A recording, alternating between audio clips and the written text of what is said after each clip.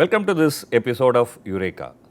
We are with us Dr. P. Goswami, Director of National Institute for Science and Technology Development Studies, a constituent unit of CSIR, New Delhi. Thank you, sir. Thank you for being with us. Thank you. Have you ever wondered, already from pre-industrial era, the globe has warmed by about 1.5 degree and it is warming more. What will happen? What will happen in the future? That's a kind of work he is doing. Let's take a quick look at his brief profile before we start this conversation.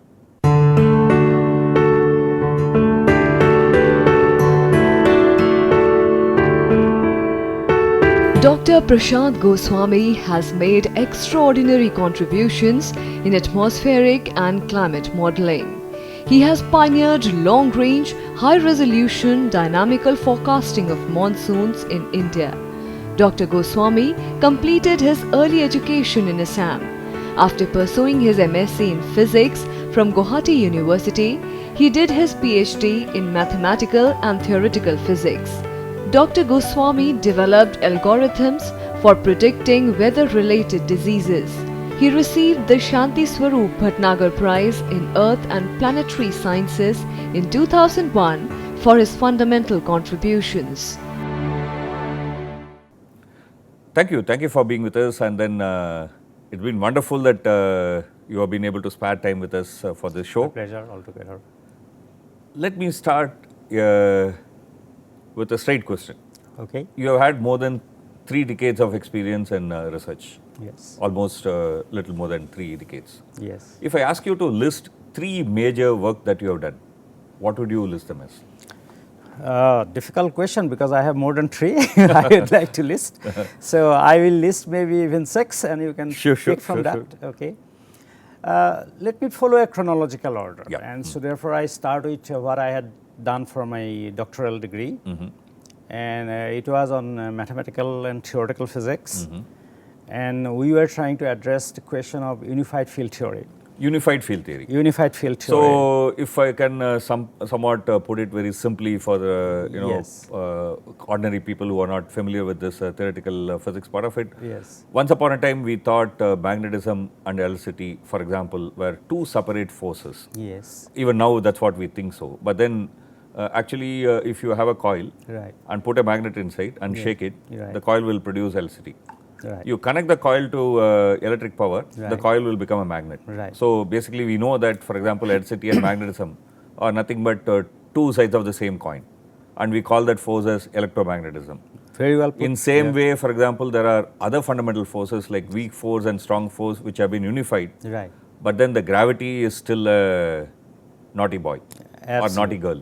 Right. Whatever you want to call it, right? Yes, yes. And you are trying to integrate it and then see whether all the fundamental forces can become one Yes, single yes. force. That's the kind of work that you It's a kind of dream, you could say. And one thing was that, as you know, the gravitation was given a geometrical description by Einstein, and other forces had a little bit more mechanistic description. So the question was, can we have a geometric description of all the forces so that gravitation gets naturally integrated? So we provided a geometrical framework for unification. But it's something that I did a long time ago, and world has moved on. So maybe I go to my next list. next one in the list. See, having done this, and at that time, in fact, it was becoming very abstract. In fact, I remember somebody telling that the only 3 people can go beyond that unified field theory, and Pope, Dalai Lama, and Stephen Hawking. Okay.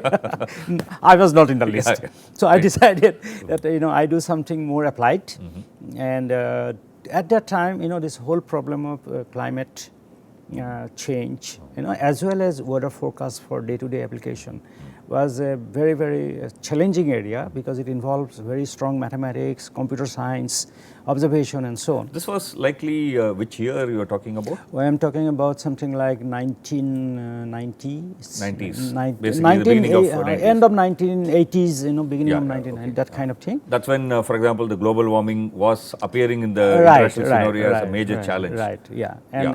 From the scientific field, it has gone into the public arena. Public arena. Where people have started worrying about it. Started That's a kind of, worrying about it. Policymakers became extremely concerned, and yet there were no proper quantitative, description or the huge lot of uncertainties. Yeah. And the only way to reduce those uncertainties was through bringing in precision through mathematics, mathematical modeling, and so on and so forth. Computer simulations were just picking up in India, so it looked like a very exciting, area to and relevant area to work on.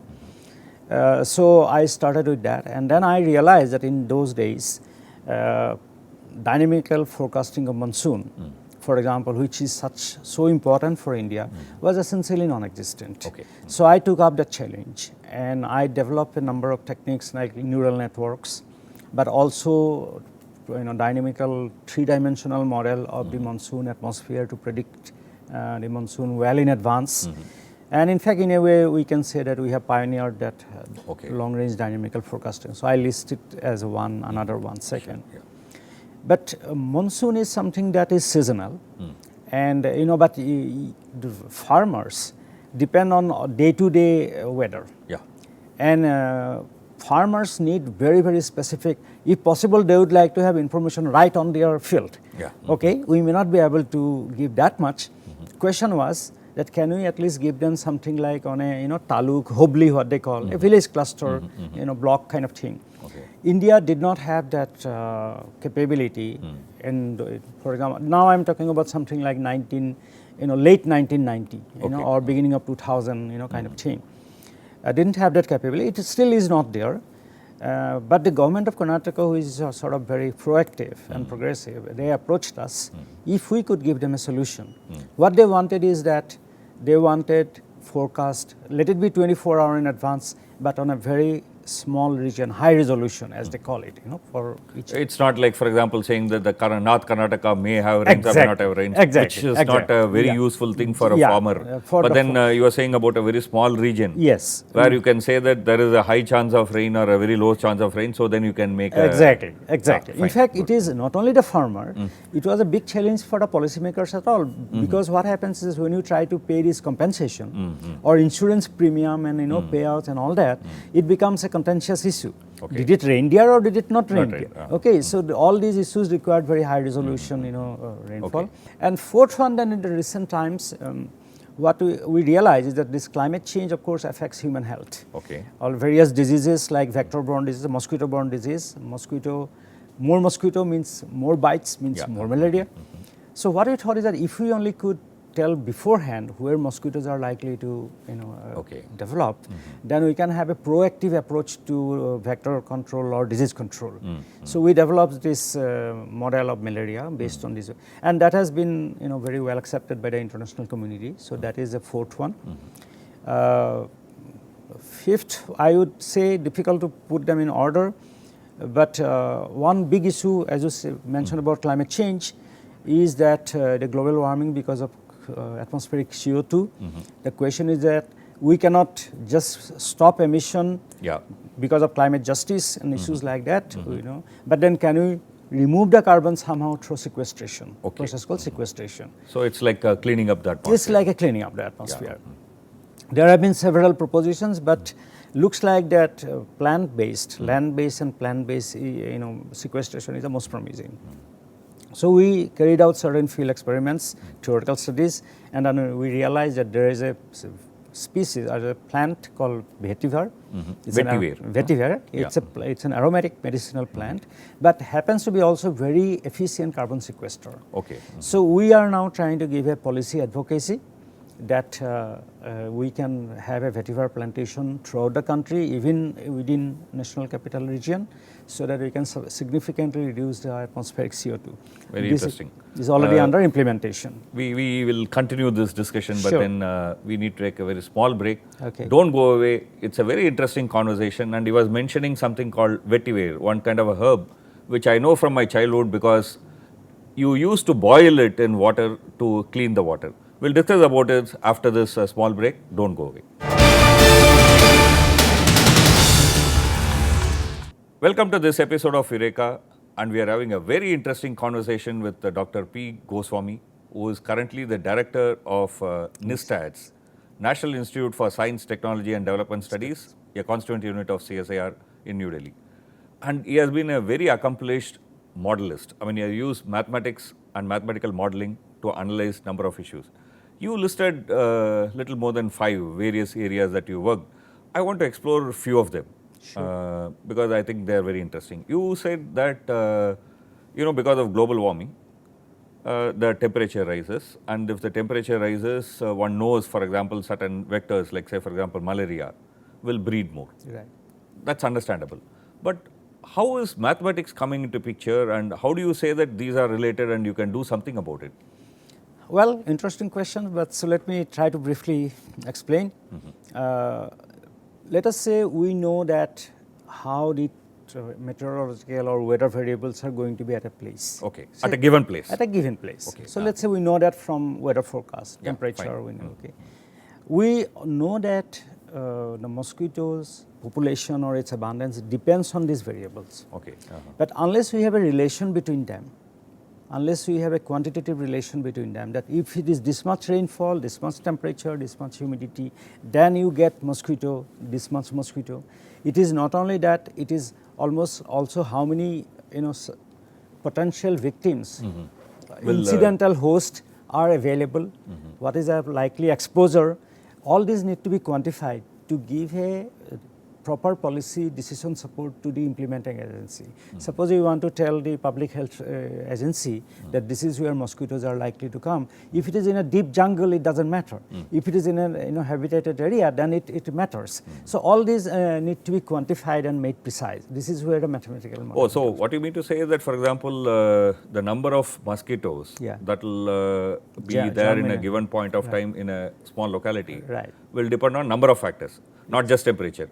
It may be humidity, it may be whether there was a rain, whether many or other strong factors. wind or land use, if it is already existing water. It's a very large number of parameters. So your mathematical modeling puts all of them together. That's right. And then tells you that there is a potential for mosquitoes to expand in a given area. Right. Given, there can be an outbreak of mosquitoes, vector in that region. So one can take proactive measures so that you sanitize that area beforehand. That's interesting. Then let me go to another point that you mentioned in your list, which is vetiver. For example, I was brought up in Chennai, Tamil Nadu, and then it's a very common custom in Tamil Nadu and some parts of South India that you boil your water with this vetiver. So it gives a good aromatic taste to the water. And also people claim that it cleans the water, whatever. I mean, perhaps maybe it makes the dissolved material to sediment, things like that. Perfectly fine. How do you say that this would have an impact on climate change, global warming, and cleaning the carbon from atmosphere? So it seems to be a bit. It certainly needed a little bit, different thinking. All the points you mentioned about vetiver are right. Okay. It grows in South India, which means that it is a tropical plant. It's a tropical plant. It's a tropical plant, right?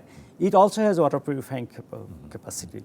So why talk about, and it has been known in India for, it's maybe any time. Farmers, but always for aromatic, it has oil, which has high value. There is a global market for it. So where does climate change and carbon sequestration comes in? That's because we realize that the vetiver is one of the, although it is like a grass, it has very large root system. Oh, okay. And once it has a very large root system, which for example can go meters as against a few centimeters for ordinary grass, you realize that it has a carbon sequestration capacity because it has in the root system. So any plant which grows means that it has taken carbon from the atmosphere? All plants will take carbon from the atmosphere. Okay. Question is how much they can keep it in their system. Of course, the trees keep a lot of them, but the trees is a large system. It's almost a permanent system. Vetiver being almost like a grass, you can plant, it is a highly tolerant plant. You can plant almost in any, even saline soil, it will grow, which is not true for, but then in terms of scientific reasoning, we had to carry out very detailed analysis. Where does vetiver stand? And our analysis, which was also published in a respectable journal, showed that vetiver is among the most effective, if not the most effective, right? Most effective. So then you bring in other parameters. Is it non-disruptive? Yes. because you can use fallow land, wasteland, and not take away any agricultural land. Okay. Right? It is non-disruptive. It is implementable because you can put it even on roadside, and It doesn't need much of care and yeah, exactly. careful So it is calculation. very tolerant and all that. It is supportive because it allows other people to, for example, create cottage industries, handicrafts Okay. and all that. So, and most important, the challenging question was, will it grow in all areas? For example, in Delhi. Okay. By the time you come to Delhi from Chennai, you have come from tropics to the subtropics. Yeah, yeah. So now we are showing this, that it is indeed an implementable solution, and therefore we would like to put it up as a policy advocacy to the government. To the Delhi government, so that Even to the central government. Okay, I mean, sir. because it can be all over the country. What it shows is that if we use 10% of wasteland in India, Okay. only 10% of only the wasteland in India, 10% of only the wasteland, only the wasteland in India, not the whole land of large mass of India. only the 10% of wasteland, like saline land, Yeah, so on and so forth. You can essentially address the CO2 problem for India, and about 40% to 20% to 40% for the world. See, recently there was a climate agreement in Paris. Yes. And India also went there and then took up some commitments. Right. How do you relate that commitment and this policy advocacy? Is there a connection that you see? Oh yeah, there is a very strong connection. As you said, the India's intended nationally determined contributions, or INDCs, are among them. Most important among them is the reduction of the CO2. And government has already innovative plans like green highways and all that. If we also combine something like this vetiver bioengineering solution with that, I think we can meet those commitments very well and maybe exceed the expectations. So basically, to meet our commitments, we need to think of a mix of policy initiatives. Absolutely. Which cannot be, like for example, from tomorrow shut down all the coal plants. It can't be that simple. In as fact, that is not even an option, because even by climate justice or our developmental needs, we shall have to emit for some more time. The question is, how do we reduce the effect of that emission? So we need to look at various options, and this is one options. green option which is Yes, available, it's which a has green maybe employment generation potential, plus Absolutely. giving a green cover, perhaps reducing even desertification. Even it can even be used for purification of water. For example, in Ganga and Yamuna kind of thing, it will because the effect is cumulative. Yeah. You can plant anywhere and it will still sequester carbon, right? So absolutely. Yeah. It's very interesting, and your work seems to be really very exciting. And we'll continue this conversation, but then we need to take a very small break, and then after the break we'll continue our conversation. Don't go away. We have been discussing very interesting aspects from his research. We'll take a very short break and continue this conversation after the break.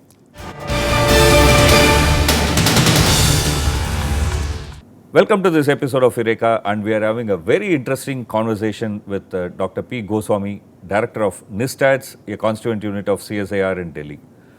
We have been having a very interesting discussion on various aspects of your work.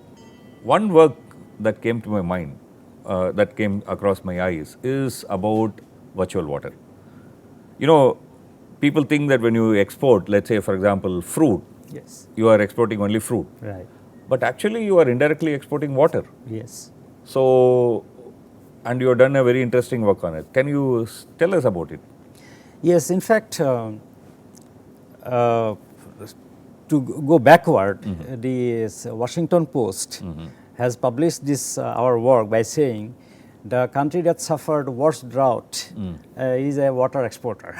Water exporter. Right. So we don't actually know that we are actually exporting water, That's but then right. we are... we are actually exporting water. How does it happen? As you said very rightly, when India has become a food exporting country, we take pride in that. But there is a flip side to it. Every time we export food or any agricultural product, there is embedded water in it. Like, can you give one or two examples of this Well, embedded water? take for example, you gave a very good example of fruit, for example, but that India is not a major exporter of fruit, but take for example rice. A large percentage of rice is actually water. I mean, in the grain or in the grain. cultivation of it? No, in the grain. In the grain Okay. itself. No, in the cultivation, water that is used, that in a way stays within the system. So that is not what we are That talking is not what we are worried about. That is, of course, a source of worry because it means okay. liquidity that much. But there is something worse than that. And this is the water that goes away from the country irreversibly, embedded in the grain. It's inside the grain but goes Inside away. the grain goes away and we cannot get it back. Yeah, fine. Very interestingly, China has always maintained a positive trade balance in this virtual water. Come again? China, even since 1960s, they have always maintained a positive trade balance. So, which means that even if they are exporting They multi are times exporting than and us, importing, but there is a net import of Net- water into the okay, country. okay, In case of India, at least since 1990, it is a reverse. Oh. We are always sending out more water, whereas India is much more water scarce than China. Okay, so this aspect has not been paid attention to for various whatever reason. We basically brought it out and through a quantitative analysis, and it has received very high global visibility. So we hope that this will therefore, we have also subsequently worked out a scheme of export and import, so that India will have net import of water through this trade. this I think important point. I think a scientist who has modeling capabilities should pay attention to such issues and then make aware of the policy makers of the problem that we are actually facing, and then I think you have done a very well job, and I certainly think that the award that you have got are well deserved. What major work that you are envisaging for your institute now? Well, I think several again, but the key theme for NISTATS now is going to be applied policy research. Applied policy research. And let me give you a very brief background. Yeah. Just when I joined, Director General of CSIR has asked all the CSIR laboratories to revisit mission, vision, and its mandate. Yeah, basically in science you can't be doing what you have been doing Right, 20 years and ago. especially to how to connect it to the society, science to the society and masses and so on, and we have done that. And we realize that while NISTATS has been doing very important work, we need to go that extra mile. Okay. And to connect it to the policy and society. And so this is why from mere policy research, we have made it applied policy research. And to do that would be through like a proof of concept. Okay. This work on vetiver, for example, is an example of applied policy research. Okay. We not only give just a policy opinion, but actually show that it can be done, can be implemented. In addition to those, we are taking up also providing certain support, like for example, we are currently engaged in developing certain documents and framework for BRICS countries, which the conclave is coming up in early October, end of September.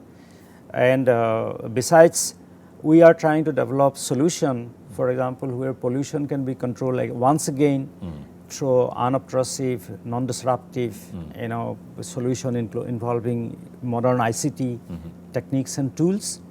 So we also have a very strong outreach program, and like you said, for example, technology foresight, but we want to do it in an inclusive way by involving general public and intelligentsia. So every month we have one session on what we call techno foresight. Techno foresight. Techno foresight. So basically, trying to foresight what kind of technology will be required, and it can be something very far-reaching. For example, we raised a question: will gravitational waves be like applied electromagnetic waves 100 years from now? Will there be a marine city 50 years from now? What will happen when people live for 120 years to 150 years from now? What will be the science? What will be the socioeconomics? That is techno foresight. That's a kind of question, sir. Techno foresight. Interesting. And then we have another session called Vitarka, means debate. And there again we take up issues which involve science and technology, but have huge social implications. That again once in a month we hold. Yeah. What do you think are major challenges that Indian science and technology is facing today? I think several, but your two questions are actually not unrelated. With low density of scientists, you cannot have large projects and fund utilization. So I think we have to, if you would like to prioritize or in descending order, it is the scientist density that must come first. So that's what we should address now. I mean, we should increase the scientist density. Capacity. Then the absorption capacity will be there. Then it will, now automatically then big projects will come, and then our government has a reason to do big funding. So I think we have to put it in that order. But it has other problems because, in fact, next Vitarka session, I can invite audience through this, is that Indian S&T system, we do not think is designed for delivery.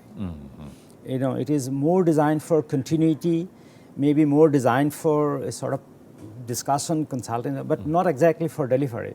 So I think there is a need for relook at Indian S&T system. System itself. Yes, S&T Let me ask you kind of the last question in this conversation because we are running out of time, but then I think it's important to ask you this question. Sure. How come you got interested in science? That too something like a esoteric subject like mathematical physics. Oh, I think hard to pinpoint one reason, but let me tell you that first of all, I came to science after I completed my, at that time it was matriculation, then you know, 10+2 kind of thing. And the typical thing, expectation was that I will go to engineering, medical, so and so. So I had to struggle a little bit to convince the parents that stick to you know, fundamental science, basic science. But why at that time, at the time of matriculation itself, or you know, I was thinking of basic science, I think the most important factor was my reading of the science fictions. Science fiction? Yes. Yeah, okay. Let me give you one simple example, which is the famous trilogy. It has become now pentalogy of Asimov and Foundation series. And whole idea of basic, you know, like psychohistory, in which you can predict the, you know, behavior or the response of social systems, large mobs and all that. Interestingly, somehow the science textbooks do not let you think in those lateral lines. Okay. So this, incidentally, this kind of a program now, psychohistory, is part of US Defense Research, Advanced Research and Application Program, DARPA. Oh, okay. So you see, the science fiction is continually migrating to mainstream science. But it's very, very interesting. I mean, you got inspired to do science by reading science fiction, and the kind of work that you do are comparable to science fiction. You know, how do you clean up the atmosphere? Edge of that, I agree. How do you clean up the atmosphere? How do you predict next emergence of malaria attack in this country? Yeah. It's a very interesting conversation that we had with him, but unfortunately we have to wind up this session right now for want of time. We could have kept on talking. Thank you for joining us this Eureka program, and keep watching Eureka, and in the next week we will come up with a conversation with another interesting scientist. Keep watching Eureka. Thank you.